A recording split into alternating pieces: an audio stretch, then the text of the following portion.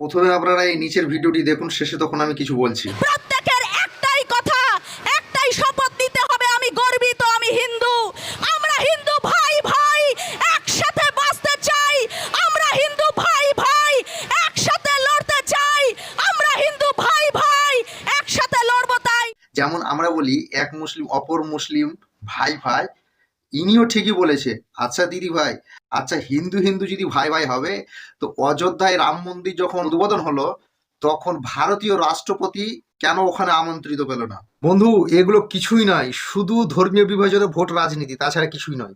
হিন্দু হিন্দু যদি ভাই ভাই হতো তাহলে পারে ওই যে ছোট জাতের হিন্দুটা কেন মন্দিরে পুজো করার জন্য ঠাঁই পায় না?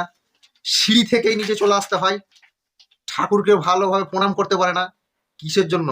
সবে নাটকবাজি, শুধু ভোট রাজনীতি, তাছাড়া কিছুই না। একজন মুচি কেন মন্দিরে ঠাঁই পায় না? একজন ছোট জাতের হিন্দু তারা কেন মন্দিরে পুজো করার জন্য ঠাঁই পায় না? এর উত্তরটা অবশ্যই কমেন্ট বক্সে আপনারা দিয়ে যাবেন। আর ভিডিওটি যদি ভালো লাগে তো অবশ্যই আপনাদের বন্ধুদের দেখার সুযোগ করে দেবেন।